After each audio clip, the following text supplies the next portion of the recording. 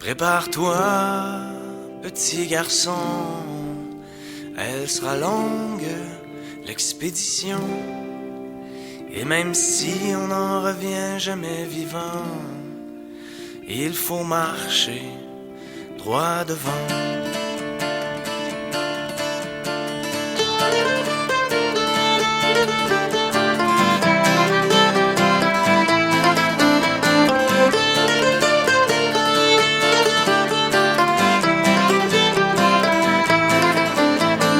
Il était haut comme 3 pommes et qu'il n'était qu'un tout petit bonhomme. On le poussa hors du berceau, lui mettant un baluchon sur le dos. Le bagage vide d'expérience, il posera le pied dans son existence. On n'est pas si tôt arrivé que l'on doit faire face à sa destinée. D'abord il faut franchir ce fleuve qui est l'enfance de toutes les épreuves. Là où même sa propre famille risque de le couler par la torpille. Déjà on saura si sa coque et son bateau traverseront les époques, ou bien s'il ramera à la dure dans une chaloupe remplie de fissures. Prépare-toi, petit garçon, elle sera longue, l'expédition. Et même si on n'en revient jamais vivant, il faut marcher droit devant.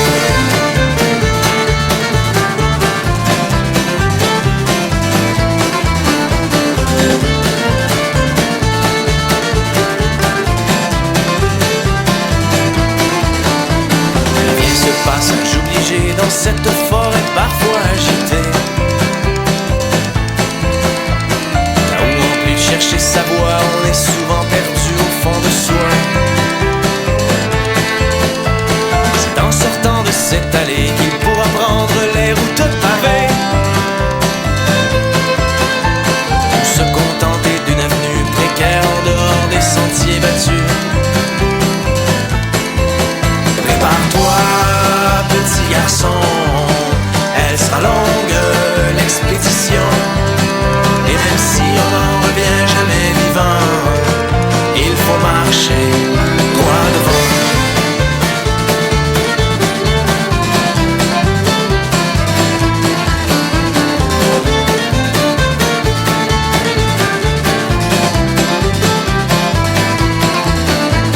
Enfin naît la montagne hostile et son ascension ouvrit le péril. Où les victoires sont triomphales, mais où les chutes sont souvent brutales. Seuls quelques-uns se hissent en haut et réussissent à planter leur drapeau. La plupart stoppent à mi-trajet et se résignent bien à la cour du sommet. Prépare-toi, petit garçon, elle sera longue, l'expédition.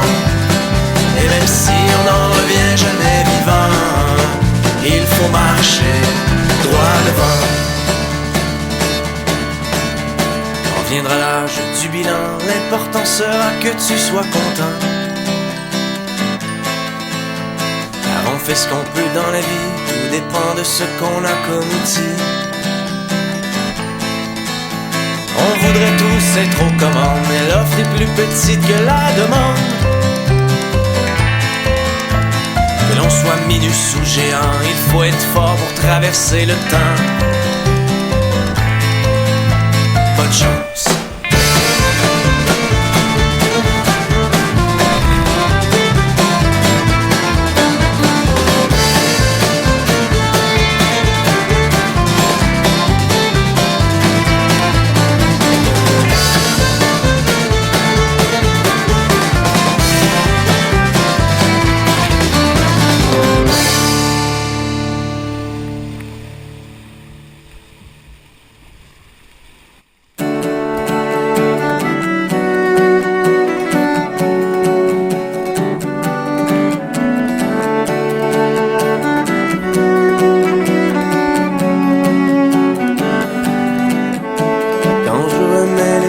dans ce quartier de banlieue où j'ai longtemps habité avec mes vieux.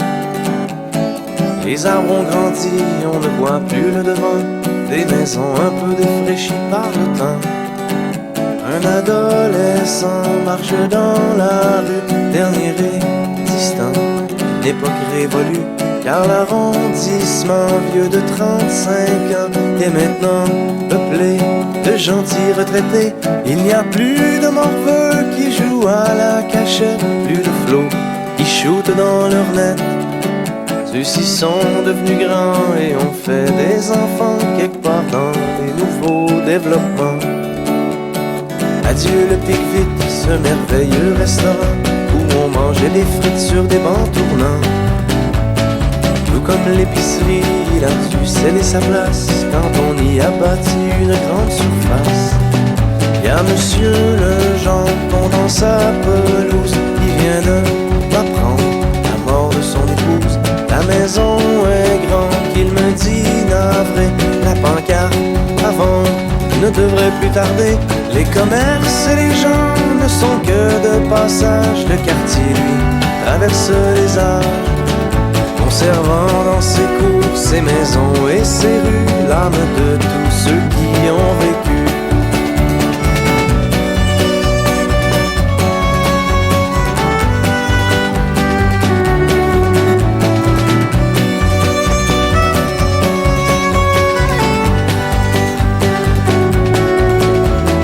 N'entend plus les cris des mamans exaspérées, les parterres fleuris ne sont plus piétinés. Le cours de la vie, autrefois si animé, a, dirait-on, repris le temps de souffler. Quand je ferme les yeux, je revois pourtant le monde et les lieux tels qu'ils étaient avant. Ma belle voisine, mon bâton d'hockey, les jours de piscine et les enfants venaient souper.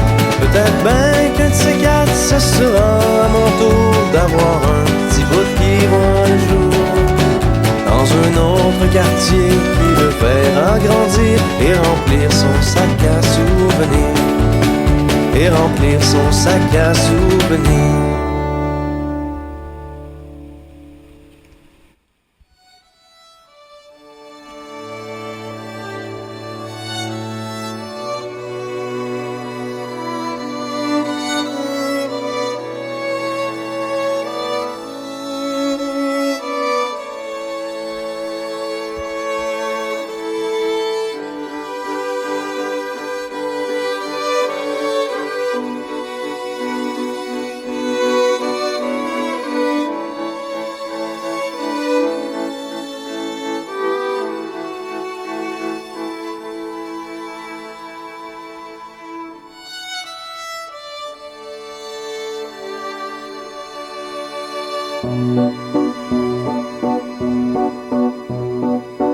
Quand on le voyait, il était parfait et avait la vie dont les gens rêvaient.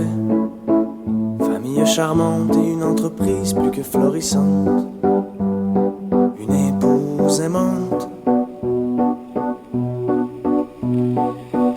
Mais en vérité, il était vidé et avait la fuite dans les idées. Tous les jours pourtant, il remettait son masque souriant comme un paravent. L'image que l'on donne n'est pas toujours la bonne. Vol, vol, les hirondelles, même les beaux plumages peuvent être une cage. Elle était distante, un peu arrogante, on la trouvait snob et condescendante. Toujours à l'écart, survolant les gens du haut du regard, froide et sans égard. Mais sa suffisance n'était que défense et un truc pour sauver les apparences, car cette timide avait toujours été en vain vide d'amitié solide. L'image que l'on donne n'est pas toujours la bonne. Vol, vol, les hirondelles, même les beaux plumages peuvent être une cage.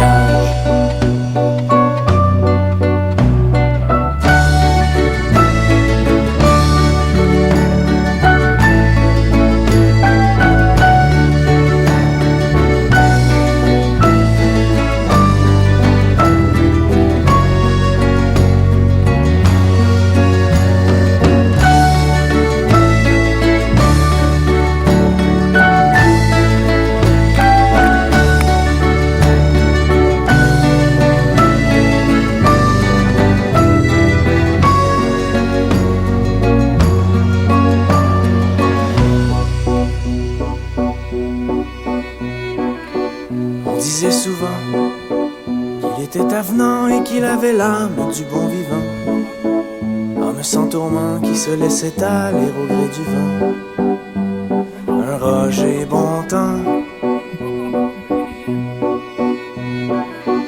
Mais s'il s'enivrait, c'est qu'il se tairait au fond de lui un malaise, un boulet, et son air gaillard, tout comme sa façade de fêtard, n'était que rempart. L'image que l'on donne n'est pas toujours la bonne. Vol, vol, les hirondelles, même les beaux plumages peuvent être une cage. Vol, vol, les hirondelles, l'image que l'on donne n'est pas toujours la bonne. Vol, vol, les hirondelles, les beaux plumages peuvent être une cage. Vol, vol, les hirondelles, quand elles sont épuisées, elles piquent du nez.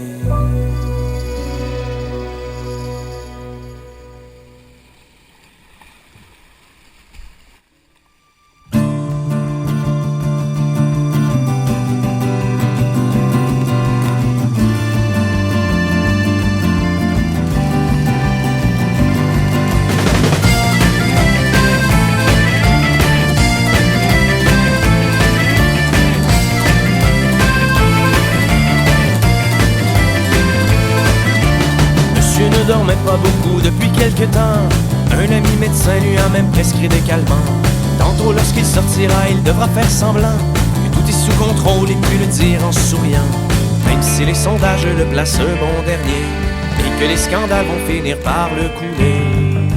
Il y a la grève générale qui ne fait qu'empirer, tous les syndicats qui ne veulent pas collaborer. Et puis comme si la marde n'était pas assez pognée, son ministre de la Santé vient de démissionner. Ce salaud vient de lui faire le coup de Judas. Il devra garder son calme devant les médias. Quand monsieur met son veston, il met sa carapace. Une fois noué la cravate, tout est beau en surface. Sous les projecteurs, il sourira plein dedans, affichant toujours son petit air confiant.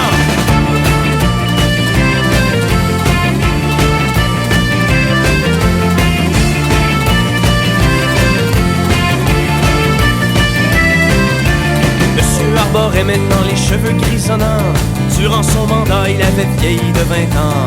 Il se souvenait de tout le travail qu'il avait fait et des gens qu'il a tassés pour se rendre au sommet. Il y a tellement de promesses qu'il n'a pas tenues. Il a si bien menti que parfois même il s'est cru. Seul dans son bureau, il méditait sur le pouvoir, lui qui aurait aimé changer le cours de l'histoire. Mais les décisions, souvent le sourd des dollars, on est toujours le pantin de quelqu'un quelque part. En soirée, il doit se rendre pour lire une adresse à un puissant ami de la chambre de commerce. Quand monsieur met son veston, il met sa carapace. Une fois noué la cravate, tout est beau en surface. Sous les projecteurs, il sourira plein dedans, affichant toujours son petit air charmant.